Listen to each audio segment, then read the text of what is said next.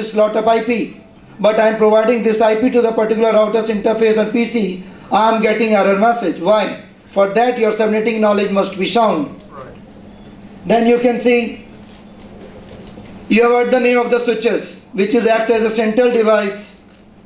And that switches is understand the frame, what are content in the frame. If you will mention interview, I have the knowledge of CCNA, I know what are the frame syntax. They will ask you where you put the header in 802.1q or ISL header. All these things, this knowledge is required.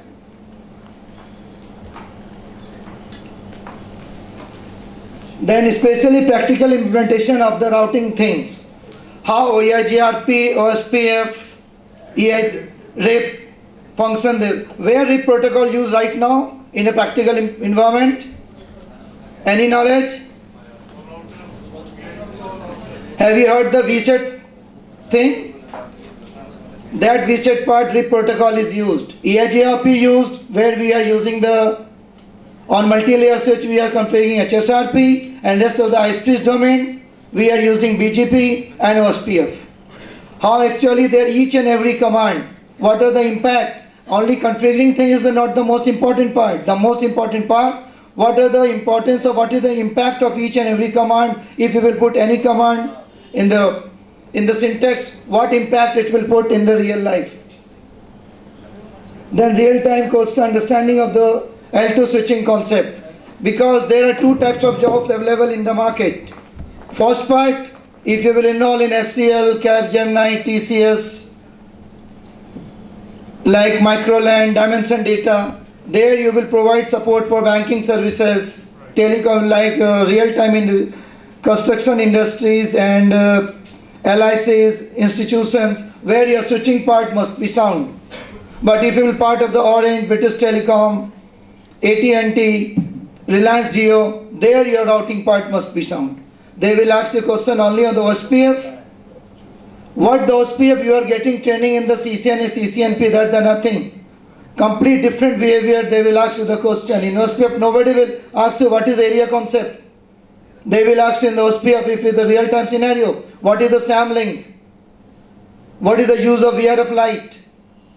These are what is the domain ID? All these things we must have the complete authority. Without this, you can't say I have the knowledge of OSPF protocol. How BGP works, which you are getting training in the CCI routing switching, even in the CCNP, that's the nothing part. In the TED program, nobody provides information what is allow ASN, how BGP inform function, how BGP carries the MPLS level packet. These things they question, they will ask you this question. If you will say, I have completed this certification, this knowledge, being a fresher become CCI, then they will ask you the real-time question where you will find yourself doing all these things without having complete. So what is my experience? If a person who do not even work in the real-time scenario, he has no right to say that I am the trainer. Without having practical life exposure, how can you guide a person who has complete faith that here I am the right place where I can get the complete knowledge? But if a person having only theoretical knowledge, he will just ruin your career and nothing else.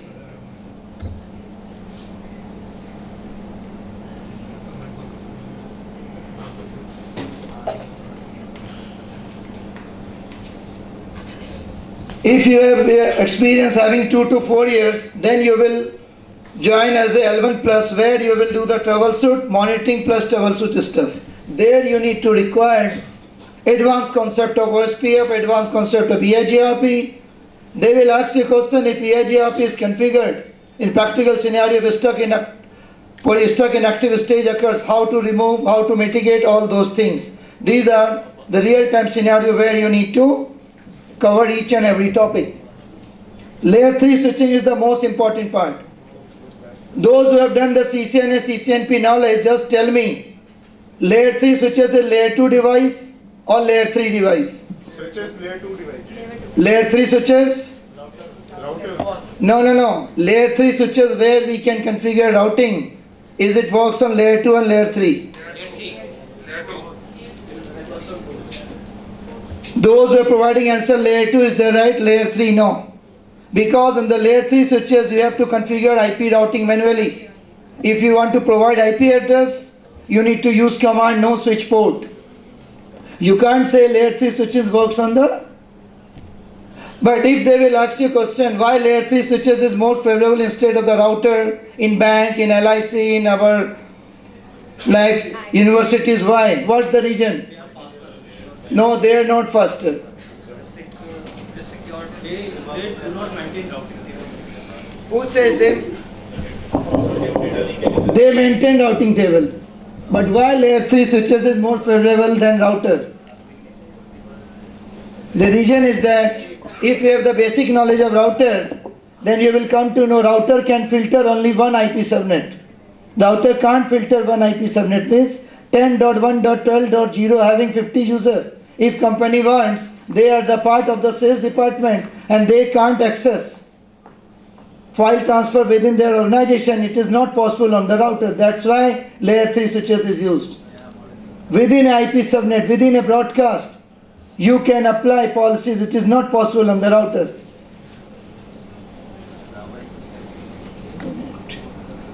And if you will move further, 4 to 7 experience means you are in the L2 profile where your each and every advanced concept related to a skeleton issue, you must have the complete authority.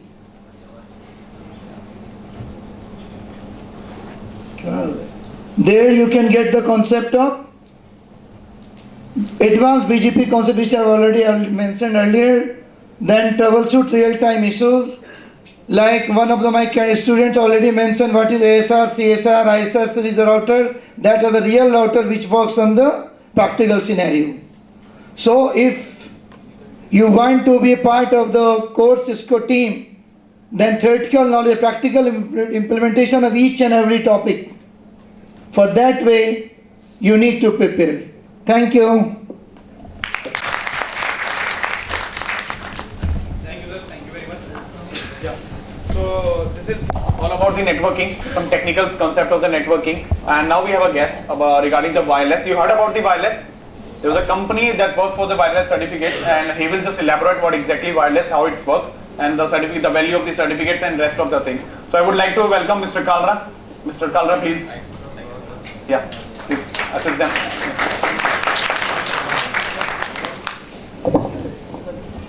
Up to Mr. Sadia.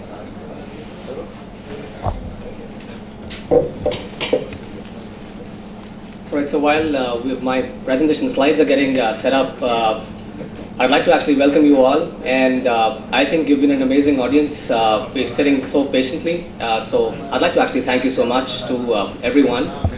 And I've been actually in and out, not actually attended all the sessions through and through today, but again, very fortunate to actually attend Nitin's session, and very powerful, power-packed session that he actually had brought about.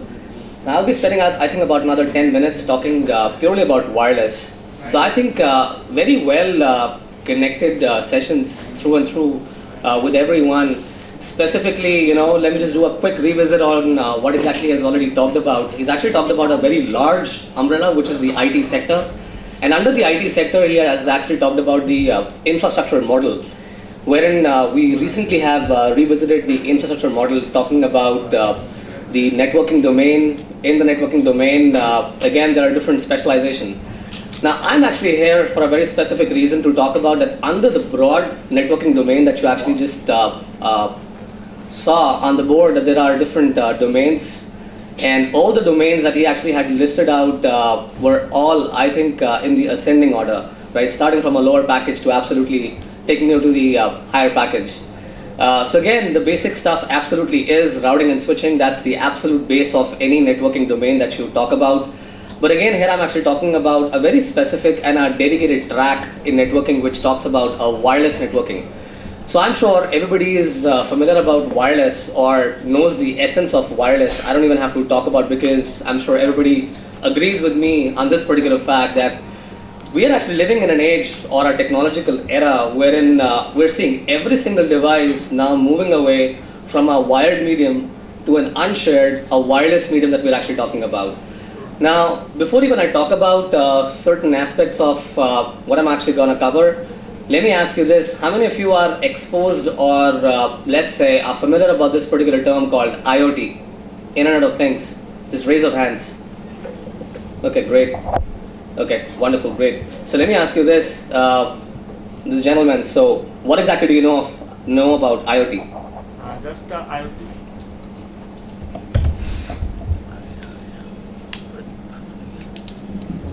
No. Simple example.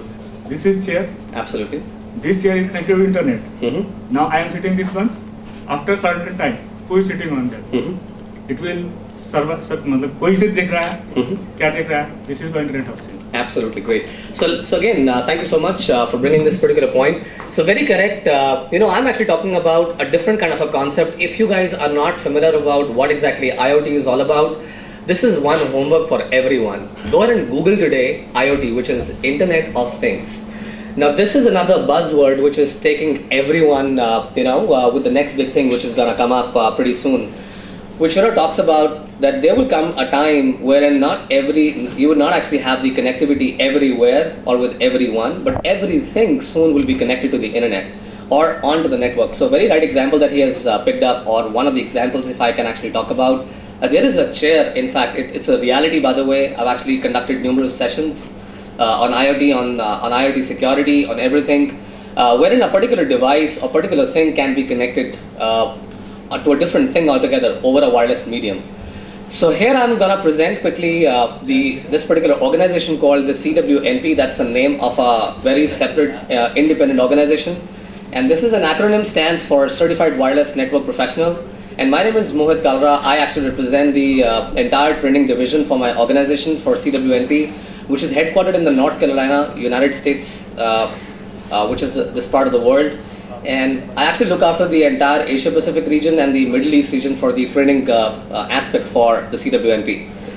So moving along, in the wireless networking field itself, knowing the essence, knowing the importance, how slowly and gradually every single thing is moving wireless. Our speakers are moving wireless, everything is getting wireless.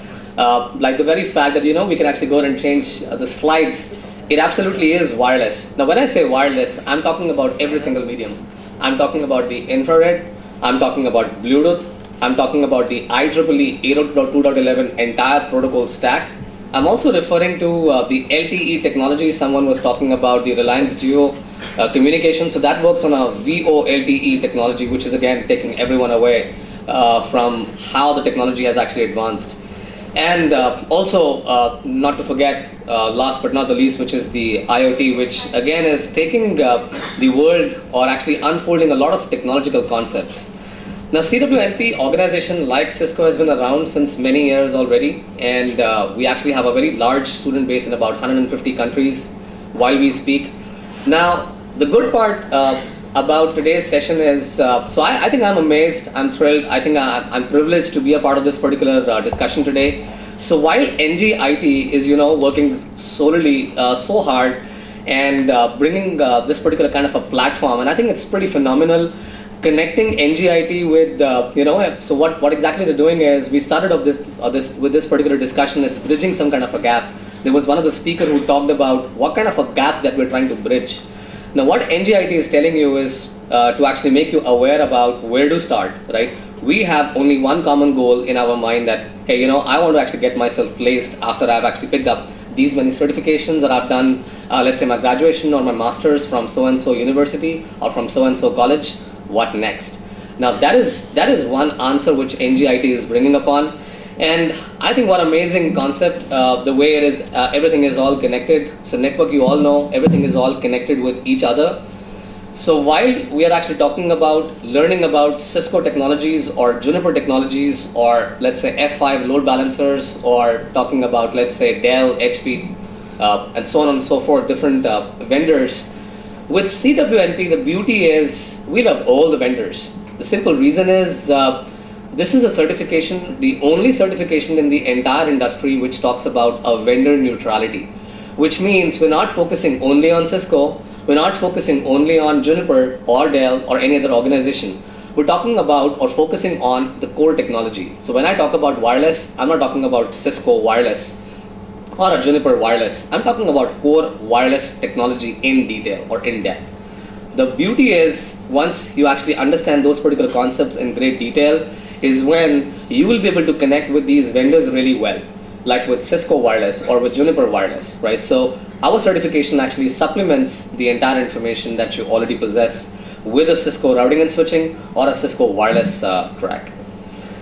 Now, moving along, we actually have an amazing track of different certifications. I'll do a very quick comparison as well with Cisco so that you actually go ahead and connect with those things really well.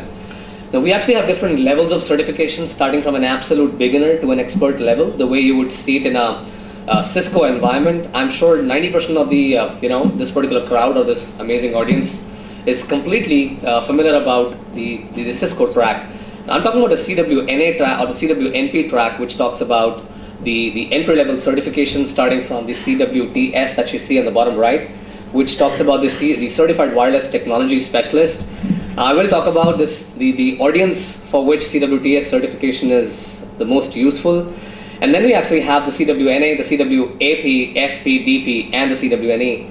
Now, the best part is, while you just saw an amazing line of speakers talking about, including Mr. Nitin, talking about, every single level of designations, like from an analyst to a consultant, and how many years of experience would you actually require to actually, get onto that particular level. Also talking about how much of a salary expectation that you actually can judge upon based on your market value in the industry. Now, based on the same, there is an external vendor, the IST vendor, which does this particular quick market analysis and comes with this kind of a salary structure or a quick survey on the salary. Now, this is what the salary structure, which is all these figures that you see basically is in the US dollars figures. Again, you can actually go ahead and do a quick conversion. Just multiply these particular figures by 66 or a 67, depending upon whatever is running in the market. Now, that is what is the expected salary that you actually can go ahead and see in the market. Now, yes, these figures looks really exciting, really motivating, and the thought may immediately come that, hey, we may be confused earlier. We may further get confused that should we go ahead and switch directly to wireless? No, I'm not actually advocating that. I think what Nitin just talked about made perfect sense. The absolute basic stuff is bridging that particular absolute base or the foundation, which is to start with the absolute basic networking certification called the CCNA, the Associate Level in Cisco Networking Certification. And then, based upon your experience or your interest or whichever organization you are placed, for example, let's say if you're placed in HCL, and if you are in a domain, or let's say if you're working in a project which is purely into networking, why would you actually spend your time or wreck your brain on a wireless? Versus, let's say if you actually want to take your career into a wireless domain, in a wireless networking domain, or for some reason, let's say you are in a project, managing a project, or let's say you're associated with a project which solely deals into wireless architecture, deals into wireless LAN controllers. That is the time when you will actually go ahead and take up or pick up these particular different levels of certification. Now, the other thing is not necessarily, you really have to have a Cisco or a CCNA certification before you start picking up the entire CWNP wireless track. No. So the CWTS is absolutely a basic entry-level certification. It assumes that you already possess a very basic networking foundational knowledge. If you already have that particular base, let's say if you already have spent few months already understanding how CCNA works, along with that, you actually can pick up these particular different levels of certification. So let's do a quick revisit. I'm not going to spend too much time in detail. If let's say you get focused, or let's say if any of these particular certification draws some bit of interest, get in touch with the coordinator in the NGIT organization or the training center in Patel Nagar. Call whoever you are familiar with, and you can actually get more details on that. Now, like I was talking about, this is the base certification in the CWNP track, which is purely on the wireless technology specialist track. So this is for someone who's like a sales professional. So this is for someone who's let's say not familiar about or not actually exposed with the wireless terminologies, right? So there are a lot of terminologies that we talk about. So the what's of the wireless basically is covered in the CWTS. The hows and the whys of the wireless basically is covered in the forthcoming certifications, which is like the CWNA certification. So it's a very quick workshop, just a 2-day training that you take about. and these are the different levels. As you can see, it's the same level of complexity as you can talk about the CompTIA A+ certification. Moving along, then we have the CWNA. Now, this is the most foundational and the comprehensive certification that I actually go and advocate, and I always say whenever I talk about these wireless certification tracks, this is 90% of everything that you would ever need in the wireless career. Now remember, I'm talking about the wireless career. Now before you actually take your career or think about getting into, taking your career into a wireless domain, get the networking domain absolutely, gain expertise in the wireless networking domain before you start delving upon more in a wireless domain. Now why I say 90%, it covers every single aspect from security to design to architecture to troubleshooting, everything. It's a very good comprehensive mix. The total duration for this particular course is just about 5 days or 40 hours, depends upon how you're splitting it up with NGIT. You can do it on the weekends or all that particular stuff. So this is very competitive to the CCNA certification that we already have been exposed to.